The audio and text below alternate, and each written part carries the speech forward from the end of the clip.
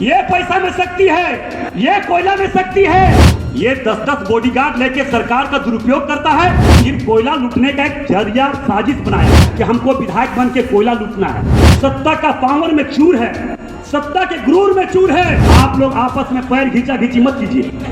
ये कोयला माफिया, कोयला चोर, ये चीज सत्ता के नशे में चूर है। नहीं तो इसका क्या पावर है हमसे ज्यादा कोई नहीं जान सकता है। कोयला चोरी करना होगा, 2 नंबर काम कीजिए, पुलिस से तालमेल बनाकर सही है। अभी जिनको आपने सुना वो धनबाद के सांसद ढुल्लू महतो हैं और ये आग उगल रहा है बेरमो के विधायक अनूप सिंह के खिलाफ ढुल्लू महतो के मुंह से। आखिर ढुल्लू महतो अनूप सिंह से इतना नाराज क्यों है? आखिर क्यों ढुल्लू महतो के निशाने पर अनूप सिंह है? समझ रहे हैं? असल में इसकी इनसाइड स्टोरी है। अनूप सिंह की पत्नी अनुपमा सिंह धनबाद लोकसभा सीट से ढुल्लू महतो के खिलाफ उम्मीदवार थी और अगले लोकसभा चुनाव की तैयारी भी अनुपमा सिंह ने कर दी। मतलब यूं समझ लीजिए कि अनुपमा सिंह अब धनबाद में ही रहती हैं, उन्होंने बेरमो छोड़ दिया है। मतलब अनुपमा सिंह जो है वो इन दिनों धनबाद में रहती, धनबाद के हर कार्यक्रम में वो शामिल होती हैं और ढुल्लू महतो बहुत अनकंफर्टेबल हो गए हैं। और तो और धनबाद के कोयला, खास करके बाघमारा और आसपास के कोयला में ढुल्लू महतो का वर्चस्व चलता है, लेकिन अब उस वर्चस्व को भी चुनौती मिलने लगी है। और ढुल्लू महतो, चूंकि जयराम महतो तो अभी टाइगर बने हैं, उससे पहले वाले टाइगर जो है वो तो ढुल्लू महतो थे, धनबाद और बाघमारा वाले इलाके के टाइगर। तो टाइगर को कतई कबूल नहीं है कि उसके इलाके में कोई और शिकार करने आए। तो भाई साहब ढुल्लू महतो जो है वो खासे नाराज है अनूप सिंह से और यही कारण है कि अनूप सिंह को लेकर के ढुल्लू महतो पूरा हमला बोले हुए हैं। और तो और इतना ही नहीं, ढुल्लू महतो ने अपना प्लान भी शुरू कर दिया है। मतलब घाटशिला का उपचुनाव खत्म होने दीजिए, उसके बाद देखिए बेरमो में आपको जयराम महतो भी एक्टिव दिखेंगे। खैर उस पर कभी और बात होगी, लेकिन ढुल्लू महतो अनूप सिंह पर किस कदर हमलावर है आपको इस वीडियो में देखना चाहिए। अपना बीबी को टिकट दिलवा दिया। ये पैसा में शक्ति है, ये कोयला में शक्ति है। यही पैसा का शक्ति दुरुपयोग में तब्दील होता है।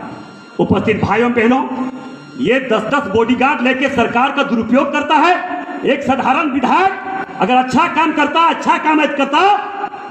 तो ये क्या लड़ाई किया, क्या आंदोलन किया है? सिर्फ कोयला लूटने का एक जरिया साजिश बनाया है, नक्शा मैप बनाया है कि हमको विधायक बन के कोयला लूटना है, हमको सांसद बनाना है। मगर धनबाद लोकसभा क्षेत्र के जनता, देवतुल जनता को हम बार बार नमन करेंगे। माफिया रूपी राक्षस रूपी लोगों का जब माफिया रूपी राक्षस जब धनबाद की तरफ नजर डाला है तब उसका चकनाचूर करने का काम धनबाद क्षेत्र के लोगों ने किया। इसी तरह मैं बेरमो के तमाम देवतुल जनता से अपील करना चाहेंगे, रावण वध करने के लिए आप लोग भी तैयार रहिए। आप लोग डरिए मत। हम जानते हैं सत्ता का पावर में चूर है, सत्ता के गुरूर में चूर है और झूठा मुकदमा केस करवा कर ये हमारे कार्यकर्ता को फंसाते हैं।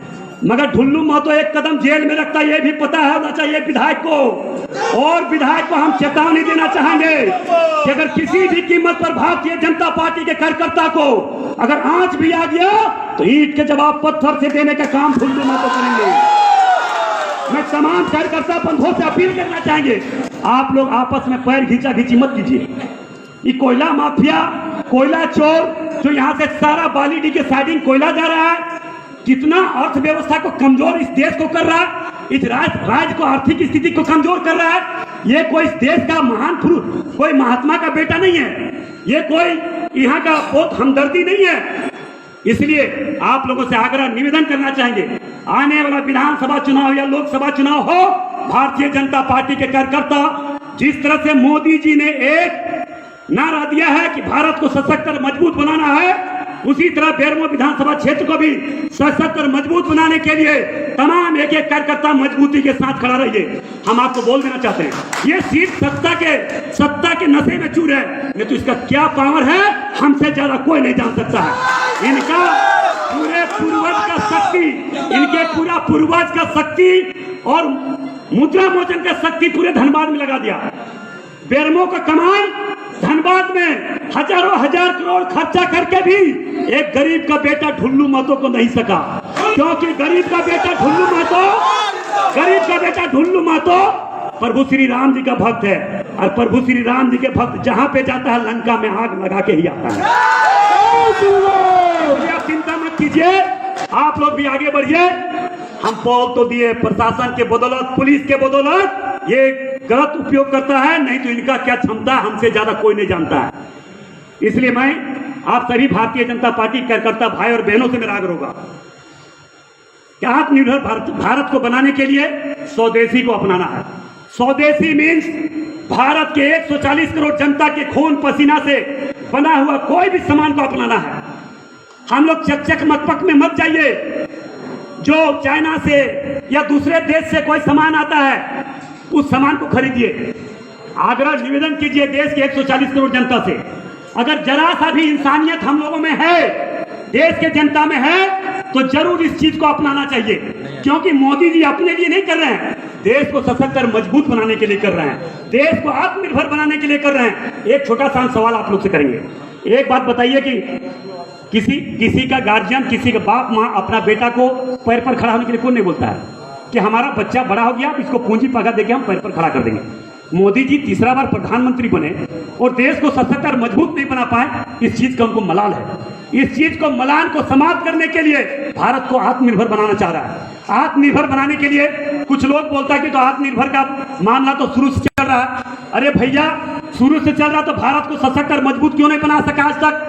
भारत में हमला करने वाले को खिलाफ आवाज नहीं उठा पाते थे, आज तो भारत के खिलाफ आवाज उठाने वाले को पाकिस्तान में घुस के मारता है। ये भारत है। उस समय भी भारत था, आज भी भारत है। उस समय भी प्रधानमंत्री थे, आज भी प्रधानमंत्री है। प्रधानमंत्री होने का मतलब नहीं, प्रधानमंत्री का जज्बा पर बात करता है, प्रधानमंत्री का करता है। इसलिए उपस्थित भाइयों बहनों, मैं आप लोग से इतना ही आग्रह निवेदन करना चाहेंगे, समय बहुत ज्यादा हो चुका है। अब इस राज्य में जिस प्रकार का स्थिति है, इस बात से कौन छुपाए? थाना चले जाइए, आपको पैसा बिना काम नहीं, और सरकार में नहीं है तो केस जेल खाना है। झूठा केस, अगर कोयला चोरी नहीं कीजिए तो झूठा केस में मुकदमा करके जेल भेज देगा। कोयला चोरी करना होगा, 2 नंबर काम कीजिए, पुलिस से तालमेल बनाकर, सही है। और 2 नंबर काम नहीं किया पुलिस के मुताबिक तो जेल जाने के लिए तैयार हो। ये स्थिति आज इस राज्य में है। इस राज्य में आज आदिवासी सुरक्षित नहीं है, इस राज्य में गरीब सुरक्षित नहीं है, इस राज्य में कोयला, बालू, लोहा, खदान सुरक्षित नहीं है। जल जंगल जमीन का बात करने वाली सरकार आज जल जंगल जमीन को लुटवा रहे हैं और विधायक लोग लूट रहा है, और खास करके सबसे ज्यादा तो बेरमुख विधायक लूट रहा है। ये भी आप लोग जान रहे हैं, क्योंकि आप जब इनका लूटना सरकार के नजर में चल गया तो थोड़ा सा भी पत्ता काटा है, जैसे गुड्डी कट जाता है ना, थोड़ा सा कटा है, पता कर लीजिएगा आप लोग। इसलिए आप लोग से मैं आग्रह निवेदन करना चाहेंगे, कहावत एक है, जो डर गया वो मर गया। डरना नहीं है, आगे बढ़िए। भारतीय जनता पार्टी के कार्यकर्ता आगे बढ़िए। झूठा केस में जब कोई केस करता है तो हमें सूचना दीजिए, हम आएंगे और ऐसे लोग से जवाब सवाल करेंगे। जब हम लोग डरेंगे तो पार्टी कमजोर होगी, हमारा देश कमजोर होगा, हमारा राज्य कमजोर होगा, हमारे नेता कमजोर होंगे।